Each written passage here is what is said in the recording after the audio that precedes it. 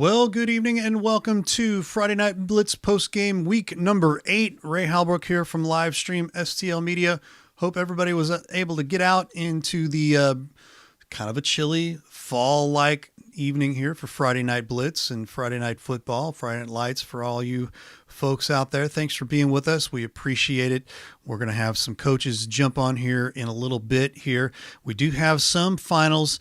We don't have Mrs. Livestream in the office tonight, and Jeff Whitener was with us as well over at our game tonight. So some of our scores are coming in a little slow. So with that being said, we'll just kind of roll this here. But I do have Scott Gerling on the line here. Coach, how you doing, my friend? It was a good night. Definitely it was a good night. Good night last night there, 42-0 win over the Northwest Lions over the Parkway Central Colts. And you guys had, it just seemed like just about everything worked last night for the most part, and you guys were able to take care of business. Tell us a little bit about the game. Well, you guys were out there, so I appreciate your coverage. Mm-hmm. You were able to do a lot of good things offensively. Our defense was lights out. Special teams played exceptionally well as well. And, we made some mistakes. We still have some things to clean up, and that's the nature of the beast. But we are really happy with the way things turned out and the way our kids played. And, there's not a whole lot to be too mad about on a Friday, which you get off, which is not very common in the fall. Right. We've had this conversation, and I know that most of the time these games that get moved to Thursday is due to lack of officials, sometimes even to Saturdays as well. That may end up being a regular thing moving forward, and I know a lot of coaches don't like that. I want to get your take on that, but to me, if I'm a coach thinking about doing everything I can, what's best for my program, playoff games aren't always played on a Friday night. And that, to me, I think you got to be ready at any time. But, I don't know what your take is on that, but I know a lot of folks have a problem with that. But, could we be looking at doing this on a regular thing, as a regular thing? I don't know, but we wanted to catch your thoughts on that. No, that's a good question. So I've been around for a long time now, and I've been at smaller schools back in the day when we went from a Friday to a Wednesday playoff game and then a Monday to a playoff game, and you really just kind of adjust. We were fortunate that the way the schedule worked out that we didn't even have school today anyway, or the kids didn't. So it just we kind of set the schedule up knowing that we were due for a Thursday game, like you said, because of officials and situations. So we just made the best of it. As we preach to our kids all year long, there's certain things you can't control, and don't worry about it. Just keep playing. And they obviously did a really exceptional job of that last night, and we're happy with the outcome. But we've got some work to do. We've got a good opponent coming up in Oakville next week. Well, we got a good look at your quarterback there, Mr. Stark, and pretty impressive for being a sophomore. Number one, number two, very poised behind behind the helm there, and I was pretty impressed. I mean, as far as I'm concerned, you got a quarterback for the next few years here that I feel like can definitely right the ship for you guys and help keep things at a high level. Your thoughts? Absolutely. Cohen's a football player. He's a good athlete because was a state qualifier in wrestling. Did I think sectionals and track.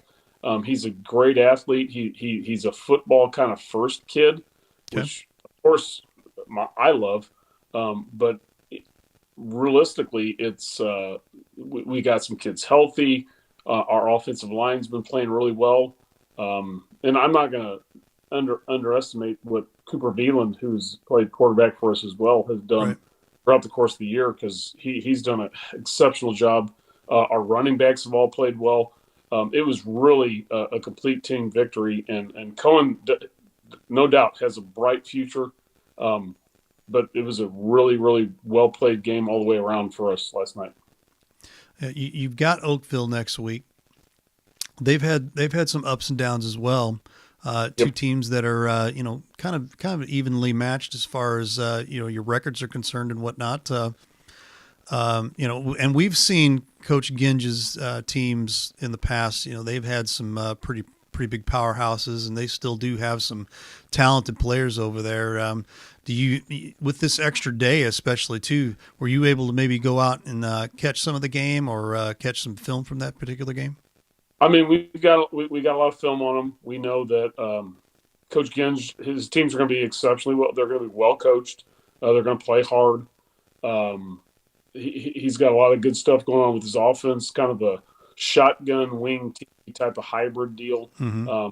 His defense plays well. They're going to be formation for you, and so we're just going to have to try to find some advantages, disadvantages, and try to exploit what we can. And as long as our kids play Mm-hmm. and play hard and play, like we've talked about last night at halftime, Northwest football, I think we'll be okay.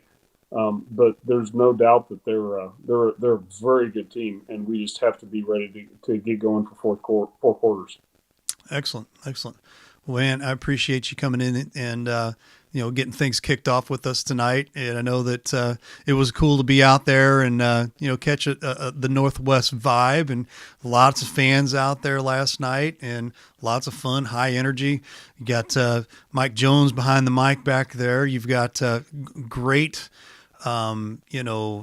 support from the fans and parents and players, and just a ton of great things going you guys' way. So, man, I'm excited for you guys here for the future, and hope that things just continue to look up for you guys. Well, I appreciate that. As we roll in practice almost every day, it's a great time to be a Lion, and we're looking forward to rolling forward and keep getting better and keep getting more competitive and getting after people. There you go. We appreciate the time. I'm sure we'll be catching up with you from time to time here throughout the rest of the season here, and hope to maybe, you never know, we might make another trip out there sometime soon. We'll see how that pans out for playoffs and whatnot. Hey, we'll take what we can get, but we're just looking forward to Oakville next week. And thank you guys for the always. Appreciate it. Scott Gerling from the Northwest Lions, and appreciate Scott being with us for today. I do have Brian Kaplinger jumping in as well here. Brian, my friend, you had a fun one over there. I'm sure. I looked at it was 40-0 at halftime. So things were looking really up for the Eureka Wildcats. You covered the Eureka McClure game. Give us a heads up on what happened there tonight. It was all Eureka right from the beginning. They won the toss, deferred, and McClure kind of shot themselves in the foot a little bit as they fumbled the opening kickoff. Gave Eureka the ball at the 6-yard line. And from there, it's just the Eureka offense was just too much for McClure tonight. They couldn't get them off the field in the first half. I believe there was only one possession in the first half that Eureka had that they ended up turning it over on downs. Outside of that, it was the first couple drives, it was the normal. You had Ashby run one in, Kodak with a 25-yard touchdown run. I think the big thing is Hutchcraft quarterback tonight, as we saw Hobelman get that ankle injury last week. Mm-hmm. And once they kind of secured the bye, I was talking with the coaching staff before the game. They were looking to rest a lot of people. So their goal was to get out early and get some of their key players off their feet and onto the sideline. And that's exactly what they did. McClure just could not get any offensive traction at all. This defense is legit. We've been talking about it all year, and it didn't change tonight. They were just able to kind of shut down the running attack. And I think it was just a bunch of turnovers. There were 3 fumbles. The only time McClure looked like they were potentially going to get a touchdown, 2 times in the second half, They fumbled both of them inside the red zone, and Eureka covered. The only saving grace for them, I guess, was the safety they got early in the third. But you're talking third string quarterback in the game by that point for Eureka. They're just trying to get some players some playing time just in case the unfortunate happens. Looks like they got out of there unscathed. Ashby came down with an ankle injury in the second, didn't play the rest of the night, but was walking on his own by the end of the night. So I think they'll be kind of set for Pattonville next week and then on to the playoffs after that. Yeah, they're going to secure the first round bye. Is that correct? They've already done that, at least for everything, especially with the win tonight. They're pretty much set for that first round bye. And, depending on how the chips may fall, they may see Lafayette again in the playoffs at that point. And so that's kind of the mentality, talking with the coaching staff, is really the next two games tonight and then next week, just getting out of there healthy. They want to make sure because against Lafayette, they saw Lang go down. He was back in there tonight, fortunately for them. A little bit of a scare for him. He thought he had a pretty big ankle injury, but it turned out not the case. And then, like I said, Hobelman was out last week as well. They said could have played if it was a more impactful game or a must-win type of game scenario for them. But because they didn't have to have this game, they decided to let Hutchcraft get the start, and he carried them through halftime. And then you saw a couple of their sophomore quarterbacks that they've had on the roster for a little bit come in and get some playing time in the second half. Excellent. Well, appreciate the update. And, again, the juggernaut that is the Eureka Wildcats, they continue to dominate. I mean, I know that they're probably averaging close to 30, 35 points a game and not giving up a whole lot on the defensive side either. So, coming in only 7.5 points, they're giving up on defense and right at that 30-point mark. And that's only going to get a little bit better after tonight's game, and so again, they kind of almost see themselves, and this is funny to say it now that they're 8-0, but in the state type of thing, they kind of see themselves as that underdog, and that's kind of how they're taking that approach. They know that there are other teams that are kind of getting love in the state rankings ahead of them, and I think they take that and put that as a chip on their shoulders and say, hey, we're coming out to prove something this year.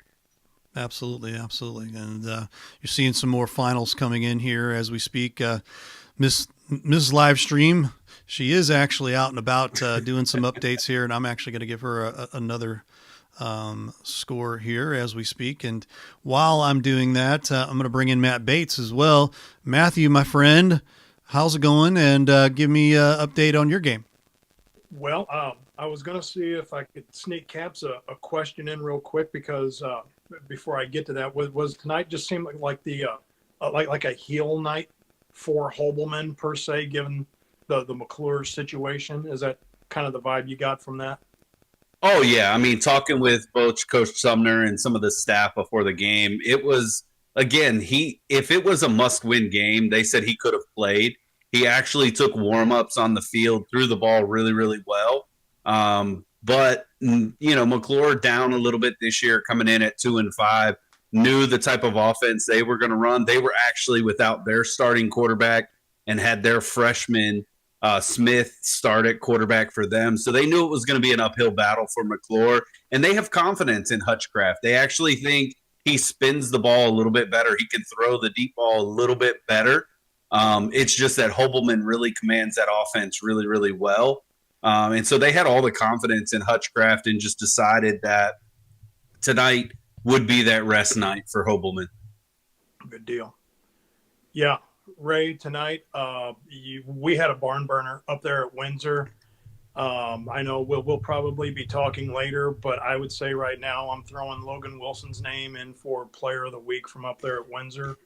I know he had at least 150 yards on the ground tonight, was a force on defense, even broke up a 2-point conversion.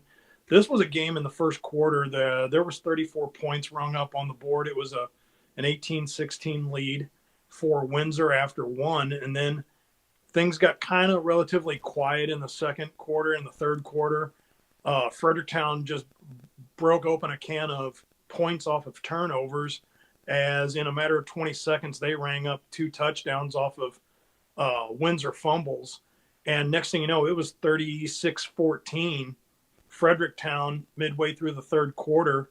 And then all of a sudden, then like a Coach Freeman moment broke out, and the tides turned. Next thing you know, it is Windsor up 40-36, and they've got, I don't know, about less than 2 minutes left to go. Fredericktown gets the ball. They're driving down, doing their thing, and like all the coaches. I mean, this was a clinic on clock management, ball control, as Freeman and Coach Williams each had all 3 of their timeouts left with like 2 minutes left to go. And then it was like watching a chess match that, you know, once timeouts ran out, it's now 3rd and 1 from like the half-inch line. And for about like 4 or 5 plays, Fredericktown was running quad wide receivers to one side, one wide receiver to the other. So it was literally just a 5 lineman man front, empty backfield with their quarterback Wood. And once it got into like that half-inch line, timeouts were called. Beeks and we were talking about, you know, their quarterback Wood. I mean, he had 700 yards rushing coming into the night, along with 1,300 in the air. So I was just wondering, like, you know, why can't you get just like a tush push this thing in? So out of like one of the last timeouts, it was 3rd and like a half-inch for Fredericktown, and they go to throw a pass in that quad wide receiver formation. It goes into the turf. With the Windsor fans thought time had run out on the clock, which it had, but then the referees say, wait, not so fast, game's not over. It fell down, it fell incomplete, and there was like actually 5 seconds left on the clock. Wow. So they come back out. By the time they get everything reset, they wind up, Wood pushes one in, and, you know, as the clock strikes 0, they win by 2 points, 42-40. Now, this was also a Fredericktown team that in week 3 took the state champion Central Rebels to a double overtime game. So as I was telling Drake in the pregame setup, I said, don't let the 2-5 record fool you, because their 2 wins were shutouts over Potosi and Herculaneum. But when you're taking the state champs to double overtime in week 3, and you look on down the line, they were virtually in every game that they played. So this was a team where, you know, if you were Windsor, you had to buckle up, bring everything. And watching Logan Wilson, once again, a kid that had 570 plus yards in his last 3 games on the ground, 7 TDs. Patterson did his thing at quarterback, running misdirections on jet sweeps and what have you. But again, watching that kid on both sides of the ball, we're hoping we get a Coach Freeman call in tonight. But with the loss, I'm not so sure. But I definitely know we're going to be in here to get some stats. As they say, muy pronto. There you go. Well, I appreciate the update here. We do have Coach Russ Schmidt on the line. I bet you he's on the bus. So, Coach, you on the bus? Yeah, I'm on the bus tonight, Ben. On the bus tonight. So we got Coach Russ Schmidt. Give us. I didn't get an update on your particular game here, so give us the final score. DeSoto wins 20-13 over Potosi. We jumped out to 20-0 lead at halftime, and Potosi came back to the second half and scored 2 touchdowns. And pretty much the difference in the ball game was in the second quarter. We had them pinned up deep in their own territory, and their really good tailback took off on what would appear to be an 80-yard touchdown run, and we had a freshman free safety, Damian Pogue, track him down from the backside and drag him down inside the 10. Wow. And that effort, that relentless effort, resulted in a goal line stand and no score. We go into halftime, we talk about that kind of effort.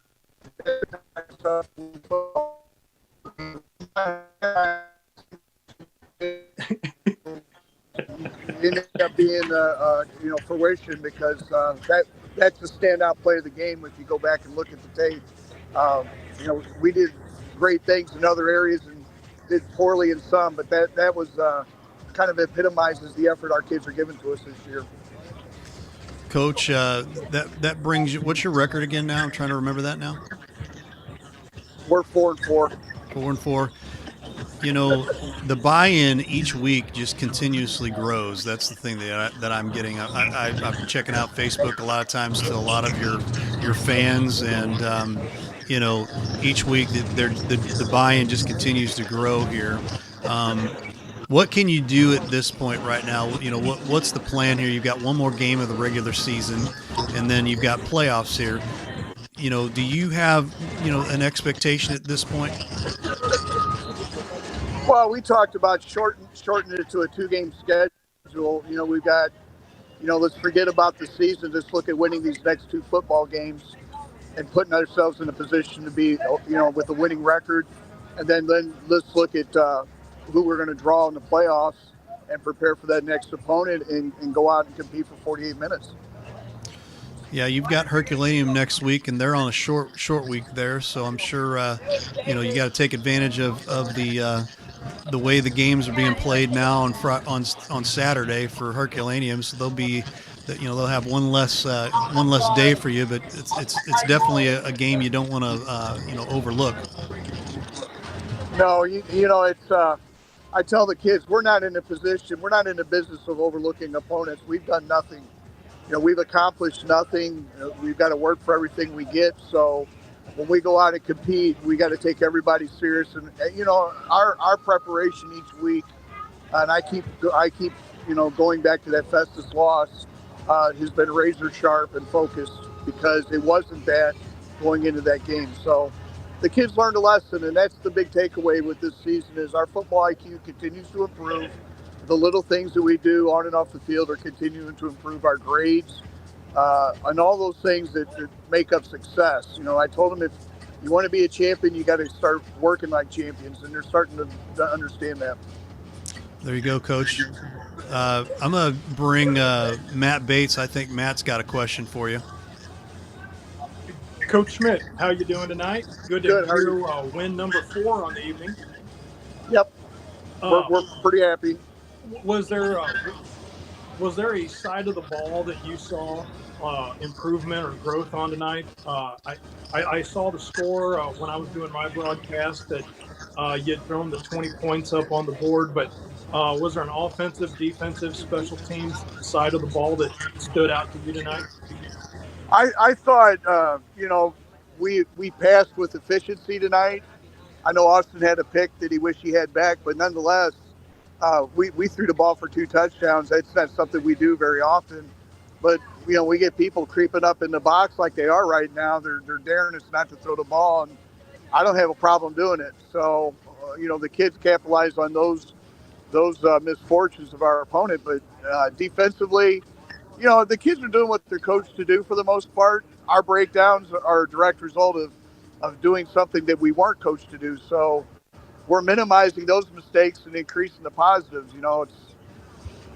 That's the big takeaway right now. So, we moved the ball in the first half. We moved the ball in the second half when it got down to it. But we have to give Potosi credit because they made some adjustments in halftime and came out and did some things that we weren't expecting. And they ended up making it more of a football game in the second half. Oh, most definitely, Coach, because I know that, if you just watch the numbers from the untrained eye that, every week, they want to think it's the Eli Tebow show. And once everybody wants to start focusing on number 33, I've seen the way you've been rotating Drummond in on there and then getting passes out to Trumbo out in the flat or downfield. The incorporation of a lot into the passing game and seeing the way Missy's breaking out here in the last couple of games has got to be a definite step in the right direction. Well done, Coach. Yeah, we're proud of Austin, his leadership, and what he's brought to the team his senior year. These kids have gone through a lot before I got here. They endured, a bad year last year, and that's the underlying force, the motivating factor. this senior bunch is truly led these young kids through the fire this year, and that's another one of those things we're proud of as a coaching staff, because they've taken control of some things for us on the field and off the field. It helps make your job as a coach easier. Thank you, Coach. We look forward to getting that 5th win. Thank you. We're looking forward to get back on the field and start practicing next week. There you go, Coach. Thanks for calling in. We appreciate it. Enjoy the bus ride home. Thank you, guys. Have a good evening. Okay. Coach Russ Schmidt there, and apologize about the transmission there going up there, down there at Potosi, up Highway 21. That could be a tough one there, cell service wise, I'm sure. So, bringing Brian Kaplinger back in here as well. We're just kind of trying to decipher some of the debacled transmission there, but this Soto, man, I tell you what, did anybody look and see these guys end up being 500 this year? Well, I think that's why Papa Tebow made the suggestion. If they get to 5 wins, he's shaving off the beard. Yep. Beard's coming off today. A huge thing. So again, with them having Herculaneum to finish out the year, I guess as they say, stranger things have happened, Mr. Hallbrook, and DeSoto's on the verge of hanging up a 5 spot. Yep, there they are. Caps, my friend, you consistently hear about DeSoto, and we'll continue to try to update our schedules and scores as we speak. I know Jeff Whitener's probably making his way home if he hasn't already made it home there, but we did get the couple of the scores put up here too as well, and going through these schedules here real quick. I'm going to go through them real quick here. Obviously, we covered that Northwest Parkway Central game, 42-0 last night. Big win for Northwest. St. Genevieve knocks off Jefferson 42-21. Big boy matchup there. 2 good teams there. Fredericktown beats Windsor 41-38. Eureka is Eureka up 47-2 over McClure. Herky and Perryville tomorrow. Hillsboro drops to Chaminade 62-35. Yeah. Festus 34-0 over Farmington. That was a good one there. We do have that. We'll update that Potosi DeSoto game. North County beats St. Clair 33-14. Cuba beats Bayless 34-22. Actually, they're winning in the 4th quarter. We don't have an update for Fox and Parkway North right now. Seckman won last night 41-7 over Hazelwood West as well. And Crystal City ends up losing 44-20 to Scotland County. St. Pius drops to Baylor, Tennessee 48-7 in one of the biggest ranked schools in the nation. So, I don't think they were ever going in there to looking for a win, but they were going in there to look for, maybe some style points and maybe see what they've got going on down there at St. Pius X. But so that's our schedules and our scores right now. Pick a game here. We'll chat about it as another coach makes his way out on the air here. Well, I'll update you real quick. The final score to the Parkway North Fox game was Parkway North 35-14 over Fox. Okay, cool. Appreciate that. Well, Caps, Ray, while we got everybody here, we were the crew doing the Northwest game last night. And I caught the tail end of the Coach Gerling interview, and, really, collectively, the 3 of us, when I looked at the stats, thankfully, they even had them up like 11 o'clock midnight after the game last night. And, looking at those short fields that Northwest had to work with, I think I was more impressed at how small the numbers were for Northwest that I really thought, over the course of the night, they had a lot more rushing yardage than what they did. But now, not to diminish that, but when you're consistently getting the ball like at the 50, the 38-yard line, and then again, you saw the play of Drew Spratt, Wells Knuckles, that, with what we do on one of our other shows, I would almost want to throw out like an honorable mention, maybe, that like for the whole Northwest team, that was a collective win to get a win number 4, like you see and we talk about now with a Windsor program looking to get a 5th win as well too. Gentlemen, these were teams that were 1-win teams last year and are on the threshold of looking at getting a 5-win season the following year for these two programs. And so, I mean, like if there was like a team effort for that Northwest win last night, much less pitching a shutout, because I think Ray's bold prediction was that Northwest was going to win by 21. Is that right there, Mr. Livestream? They ended up winning by 42 instead. So how about that? Right. You know, They doubled it for you. Well, hey, I'll take your 21 and I'll raise you another 21. So, you know, it is what it is. But we did have Scott Gerling on earlier before you guys both jumped on. And I'll tell you, he was pretty happy and pretty impressed in how things turned out last night. But, you know, another impressive night there for Cohen Stark. And, you know, him being the sophomore, you know, the luxury of having a sophomore quarterback right now on a team that's definitely looking up big time. Yes, please. I'm sure I would sign up for that as well. So, Caps, your thoughts? Yeah, I mean, you know, Matt said it. I think the young offensive explosion that Northwest has and what Coach Gerling is building there, not only you're starting to see them gel and come together as a formidable team, I think they're going to surprise a lot of people even as they move in further to the playoffs. To me, you know, that game on Thursday night, Spratt really kind of showed himself. Just that gritty, tough run. And then on the defensive side was just a nose for the football. He's always there. He's making plays. And then I enjoyed watching Northwest. And I don't know if that's really something I would have said, you know, a whole lot, not because they're a bad school or anything like that, but it hasn't been pretty football. And now it doesn't have to be pretty football. They're just finding ways to get on the board. They're finding ways to get turnovers, pin teams back. And I think as they continue to come together again, this could be a dangerous team. You give them another year of maturation. You give them another year in that offense and that defense. Right. And this could be a team that could really make some noise. I mean, you said it, Matt. Who would have guessed they'd be sitting at 500 with a chance for that 5th win coming this week? I mean, they've got a tough opponent in Oakville that faces them, but I think they're going to make this a game. And I think that's one that you're going to want to watch the scoreboard on to kind of see how things unfold in that game. Caps, and like I say, week in, week out, when we look at and we talk about, let's just say like Northwest, where unless you see them live and you see what we saw, to where, you know, you got a team that outfits like 60 kids, and of that, they're going to have like 6 that graduate. So maybe like 10% runoff for this senior class.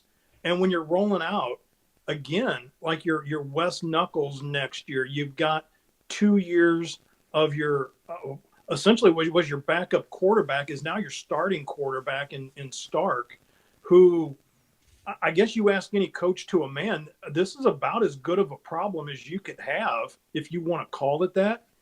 And so again, when we wrap up last season and we're talking about, you know, like a 1-8, 1-9 House Spring or you know, Northwest team, and when you come into the preseason, you know, unless you see the product on the field like we just did here last night, there's a lot of great things to look out for with this team. And it wasn't just so much them chunking off a couple of wins here and there, but then when you see where you've got like almost virtually your whole offensive line coming back, where a lot of coaches in the county will tell you, we don't get that. You might run off 2, maybe 3 of your linemen because so many of them are older and are graduating. But when you can bring back 4 or 5 of your linemen, that on both sides of the ball, that's huge. Yeah, I mean, you said it best. I mean, just looking at what they're able to bring about, you know, you talk about Cohen Stark. I mean, not only is he going to be able to continue to develop in leading this team, but I look at him and his arm's only going to get better. His decision-making is only going to get better, and that's going to expand that offense. And so not only are they going to be able to effectively run the ball, but I think they're going to be able to start spreading it out, and you'll see like Frazier and some of those other kids continue to develop as well. And before you know it, you talk about Knuckles. I mean, we saw his explosiveness on the field last night. That's only going to be enhanced when the quarterback can get you the ball quicker and in the right positions. And that's what is ahead of Northwest here. And so I'm, again, I'm stoked to see what Coach Gerling and the staff there at Northwest can kind of put together. I mean, it is in my backyard a little bit, literally just a couple miles down the road. And so I would love to be able to kind of see what they do and bring some flair to the Cedar Hill area and maybe draw some big crowds there for some important games. Excellent. I just got some numbers in. We broke some more records again this week. It's always that Eureka, the Eureka folks there. We hit 10,000 people over there at Eureka, which was awesome. And then probably total together pretty close to about 19,000. So we had a good day at the office here for us here at Livestream STL. So pretty happy about that. And we're not done. We still got another game tomorrow. So if you don't know that already, Perryville will be hosting Herculaneum tomorrow. That game will be at 1:00.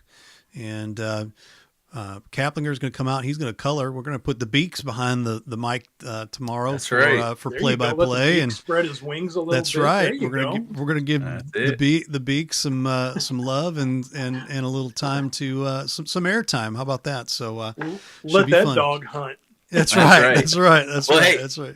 Let me give a shout out to Coach Brown from McClure. I mean, I went up and talked to him pregame as well. And, I got with him earlier in the week to let him know that we would be covering the game. And he was on it. I mean, he sent out the link to his family, his friends, all those up there in Florissant. He was like, hey, I know it's a bit of a drive to get out there to Eureka, but here's an opportunity for you to tune in. And so, a lot of credit to him and what he's doing there. I know it's not the season that they want right now. Sure. And again, they're down a quarterback. So they're playing a freshman quarterback.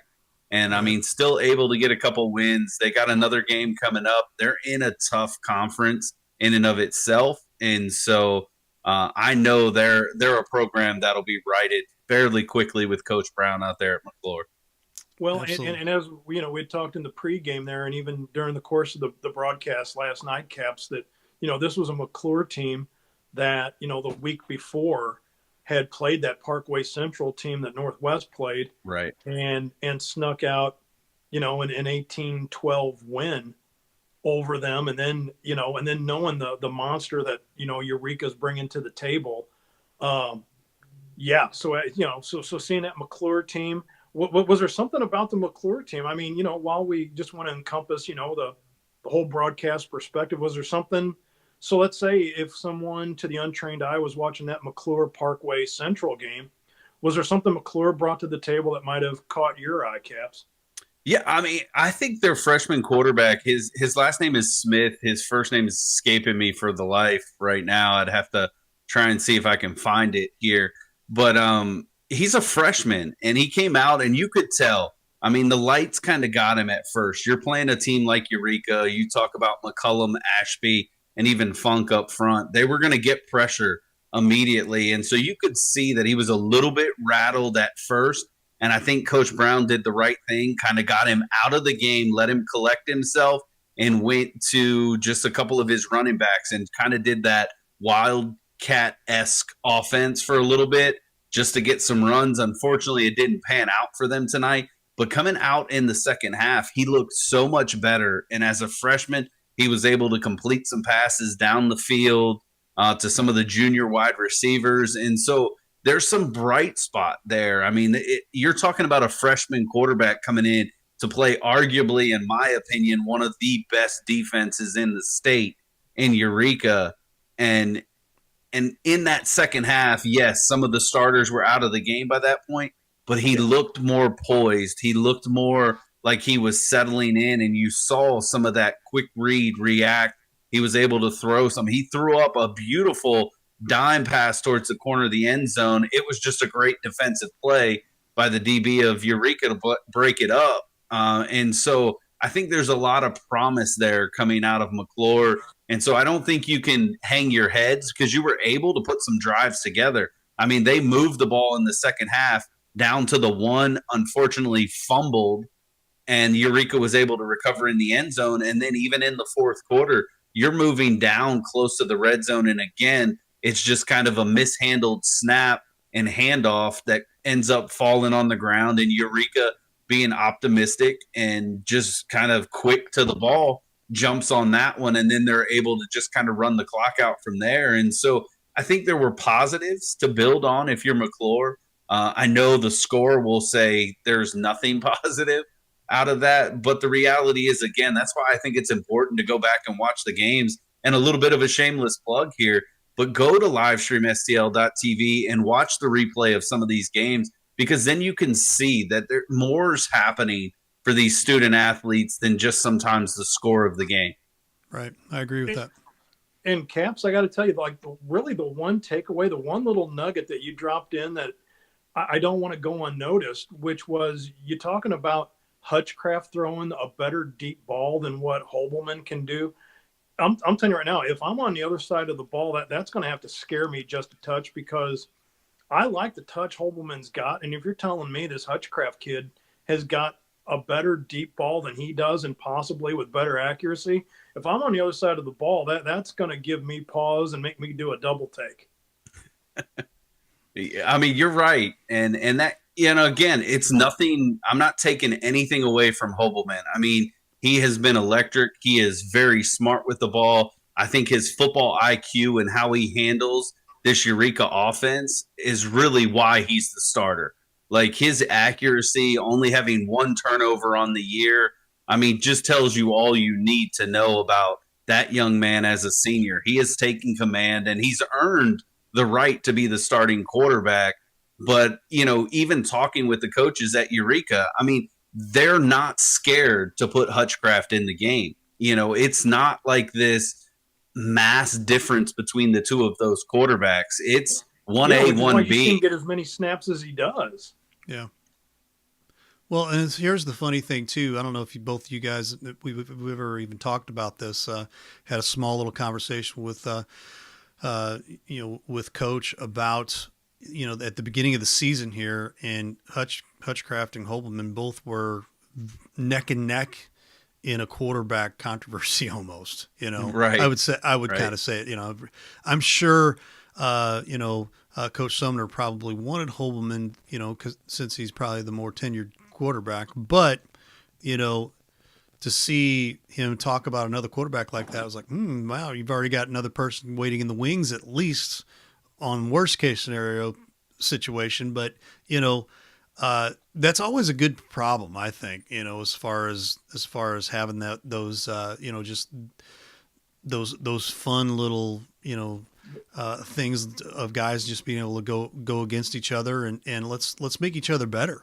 Well, I think that's the same thing that happened at Northwest. It's got to be the same thing that, Right. like, again, you get to those bigger programs, and it's almost a luxury if you've got like a copy paste right of another quarterback that I've already got in my program, where it's not like I've got a senior and this other guy is like a sophomore, where, now you're waiting. But if that sophomore can step in, like Right. you see at Northwest, hey, Right. Right. and again, like I said, when Caps was dropping in that, this Hutchcraft kid's got maybe a better, deeper ball, I'm like, wait a minute. Right. Because that is a good problem to have. Right. Yeah, I mean, you talk about Eureka. I mean, they're not going to go away anytime soon. I mean, their offensive line are all seniors, so they're going to have to do some work there on that front end. But Kodak comes back. Craig Ringy comes back. You talk about Hutchcraft being there. So, I mean, the staples of what they're trying to do and what they're able to build is going to be there. Yeah. The framework is definitely there for a bigger season. And then you've got sophomores like Brandon Webb, who played significantly in the second half here. I mean, they're poised for, consecutive years continuing this kind of program and status, if you will. Guys, we've got Coach Lee Freeman on the line here real quick. We're going to jump over to him real fast here. Coach, how you doing today? Well, I tell you what, I'm not bad. We've been better. But, Yeah. But we had a close one tonight with Fredericktown, and I'm just really proud of our kids and the progress they've made this season and the effort of our coaches right now. Things didn't go the way that we wanted them to, but as far as our improvement is concerned and our efforts concerned, I'm really proud of our kids right now. We saw a little bit of, kind of a shootout going on, especially part of that second half. We saw you guys kind of had things at bay there for the first half, but, second half turned out to be scores. You score, I score, you score, and whoever scores last ends up winning the game. Take us through the game, maybe a key part or two that you thought was the difference. Any football game, I think you can probably point out 10 or 12 things that go wrong and maybe change the complexion of the game. We had some personal fouls tonight that were a little bit uncharacteristic of our kids, which put us in a little bit of a situation. And we had some turnovers, some inopportune turnovers, 2 of them to be exact. And, we give the ball back on a short field and their offense is, was working pretty well for them. And, we give up 2 quick scores in the first part of the third quarter there, coming out of the locker room a little bit flat, as far as I was concerned. But, with that being said, we got off the field a lot defensively in the second half, and the kids' effort was great, and we made some plays and created some turnovers when we had to get back in the game there, and then we scored with a little bit too much time on the clock. We scored with about 3 minutes on the clock, and they were able to put together a drive, and just kind of went down, and we allowed it to get out of our control. Matt Bates is on the line. He called your game today as well. I'm sure he's got a question or two for you. Sure, no worries. Hey, Coach, great job to overcome. I mean, yeah, when I saw the 2 turnovers and then they turn around in 2 plays and they rang up the 2 touchdowns in like 20 seconds, I kind of looked over at Drake and I was just like, uh-oh. Because that first quarter was a bit of an old country shootout that I thought this was going to be like one of those 56-50 ball games before the rails, before it came off the rails. But normally I know that we have a hard time talking about maybe one player or one specific thing, but can you talk to me about the play tonight of Logan Wilson on all 3 sides of the ball and the job that Willie Coleman III done tonight? Yeah, we'll start with Logan. Logan's been a very consistent player for us the whole season, both sides of the ball. He started out playing tailback for us, and then we had moved him to the fullback position when we lost our senior Landon Robbins, who was a 2-way starter for us. And Logan has filled in that position and taken that role, and he's done a great job. And he's a guy that when things are on the line, you want to put the ball in his hands, and he does a great job with that. And I thought Willie Coleman tonight ran the ball really, really hard. Kind of a man on a mission. And I thought that our offensive line across the board, behind seniors, Gannon Duranja and Evan Wessels, we were able to move the ball pretty consistent. I don't think we had, we ran a lot more offensive plays tonight than we had in the previous few weeks. I think we were about 75 offensive plays, which that's a lot for us.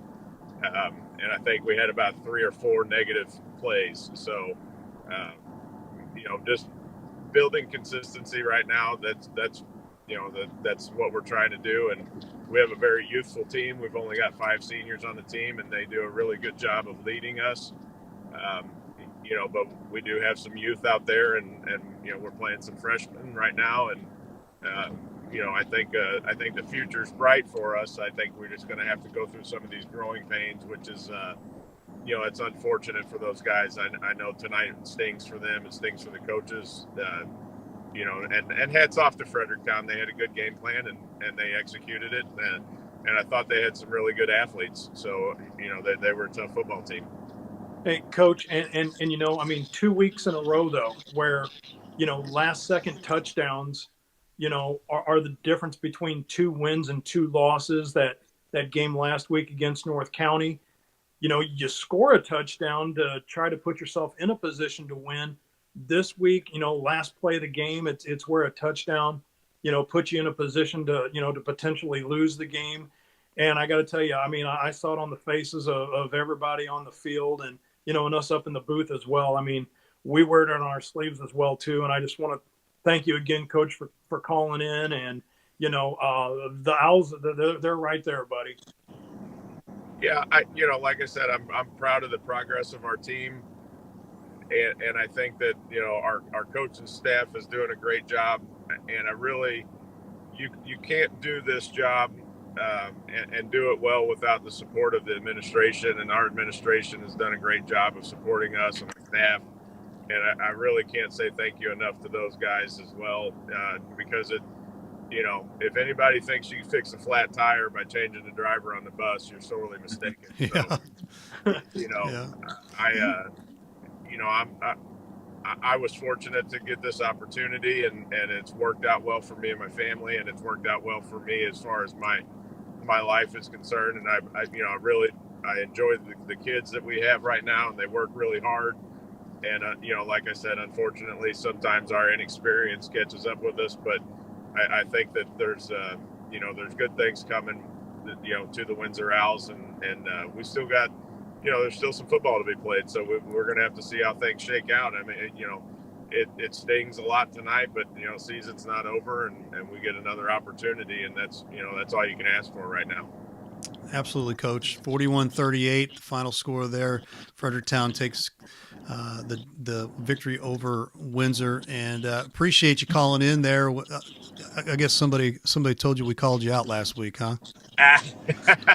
Well, guys, here's the deal. I'm fully my fault. I obviously you guys can tell I'm driving right now. Yeah. So I do appreciate everything you guys are doing, and we appreciate you. Station, not doing what they used to do. I appreciate the coverage for all of the high school sports, and I can't thank you enough for covering games, and that goes across the board. I guess I'm speaking on behalf of all coaches, but sure. Really do appreciate the time that you guys put into this, because you can tell that there's a lot of effort that goes into your production, and I really do appreciate that. So thank you for all that you're doing. Appreciate it, Lee, and go get them next week. You get a chance to put a win on the board before the end of the season here. That'd be great, right? Sure. Yeah, absolutely. That's what we'll be working for. So I appreciate your time. All right, Lee Freeman there as we continue to roll here. We're about to wrap a few things up here, but I wasn't expecting him to be calling on the phone here, guys. That was our calling out on the truck, in the truck. But that, hey, we've seen the bus. We've seen outside the bus. We've not seen inside the truck yet. So that was a good one. Hey, I'll give him a lot of credit. He kept his eyes on the road. He That's wasn't right. looking at the camera. Hey, Ray. Yes, sir. Spoiler alert, boss. So I was chatting with Coach Freeman before the game. We were down there chit-chatting, going over starters, who's in, who's out. And I just happened to bring up the post-game show, and I said, I think we only have like 2 coaches that haven't called in. Now we only have one. I said I got a bet with Ray that if Coach, I said if you call in, Coach, I said, Coach, if you call in, Ray's buying me dinner at Case and Bucks. And now I'm said, gonna have really? to, right? Right. And I said, so I'm just saying, I know it's tough, win or lose. I said, but we got dinner at Case and Bucks on the line. And I said, so, I said, this big guy here, Oh my over gosh. the wings. Oh my gosh. He goes, yeah, and we only got 2 weeks left, don't we? And I go, yeah, time's running out, and I'm hungry, Coach. Oh my goodness. Hey, So Deke even brought it up tonight during the game. He was like, but he spoke in a generality about hoping that Coach Freeman calls in during the post-game show because there might be something on the line. Oh, and man. yeah, I didn't even catch that. I didn't even catch that. That was awesome. Matt, hey, whatever you got to do to get the coaches on, right? So that only leaves one more, Mr. Hallbrooks. I'm just It does. doing my part. All right. We're trying. There you go. So we're at 55 minutes here, and it doesn't look like we're going to have any other coaches. I was hoping maybe Coach Atlee would pop in here real quick. I know we talked. We didn't get a chance to talk too much about the game. We covered too much, but I'll just leave it at this. St. John, just they're a little bit bigger. They're a little bit stronger, you know, and they're a class above, you know, Jefferson as well. I know Coach Atley will probably never, you know, say anything like that. You know, he'll say something like we're going back into the, you know, back to the drawing board and you know, finding these situations to fix, you know. So, but you know, bigger boy football prevailed over there at Jefferson tonight as St. Genevieve takes care of Jefferson. I believe that was 48-21, and you know, Hey, so those are big boys down there, Ray. they are. I mean, They are. You remember back in the day whenever we Mhm. were at Herky? I mean, that was our week 1 game. Yep. We opened the season either at home or on the He's road. going against back St. days. Gen. And I got to tell you, I mean, there is something to be said. Like, those boys don't just lift weights; they lift hay bales, Right. cement blocks, Cows. yeah, Mhm. cows, No know, joke. whatever, you know, hippopotamuses, Right. whatever. But yeah, they are just big and thick on up and down the line. And so yeah, if you're kind of like a speed mentality, maybe even kind of offense where you know your linemen might be like the 6 foot 200-ish kind of speed Yeah. package guys, you're gonna get chucked. Yeah. And as I said, I think last night, like the sack of taters quote, that's exactly what they're going to. They're going to just chuck you and they're going to throw you around. Those are big boys. Right. Yeah. We had one kid, I can't remember his name, but all I know is he wore 99 and he played a little bit, he played a little bit to me. Let me find the right, he played a little Clay Matthews to me and, he had a little swagger to himself, but, there was a couple times where he got caught, you know, using a little too much swagger, but ended up getting a couple of 15-yard penalties for it. But, you know, they just kind of got to the point that was just like, you know we can kind of manhandle, especially by the second half. You know, St. Gen players were doing a little bit of manhandling to an extent. Cooper Frisk was Cooper Frisk, which I loved that part. You know, he was still able to sling it out a little bit.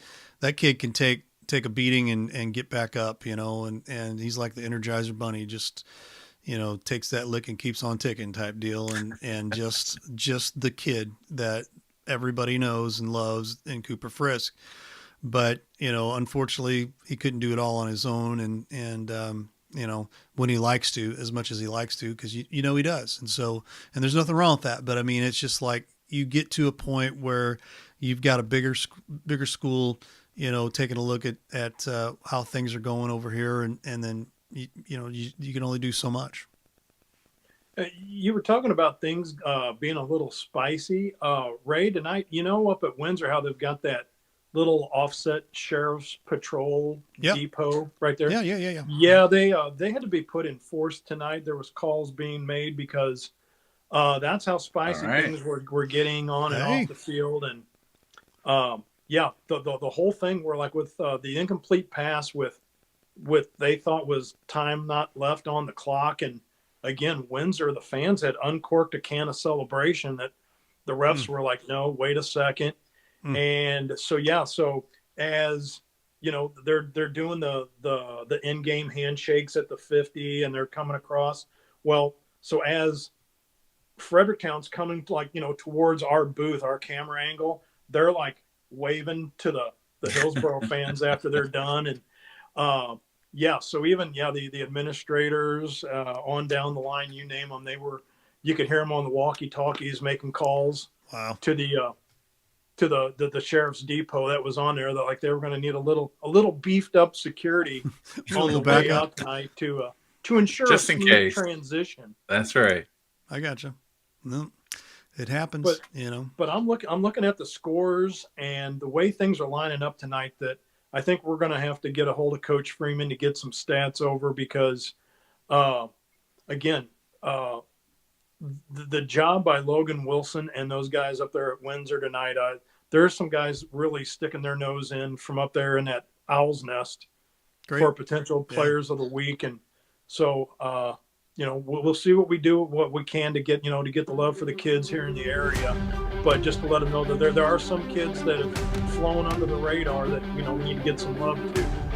There you have it. Hey, folks, coaches need to know this. We love your kids as much as you do. We want to get them covered.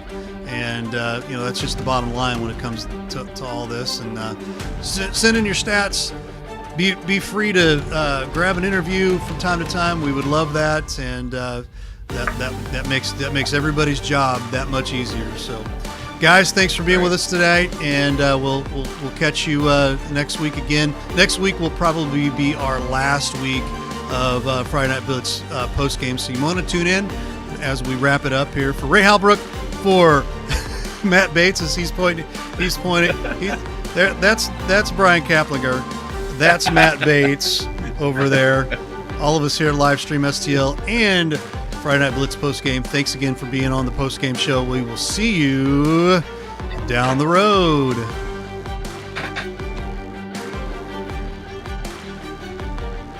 Thanks for watching today's broadcast. Any unauthorized use of this broadcast without the express written consent of Livestream STL is strictly prohibited.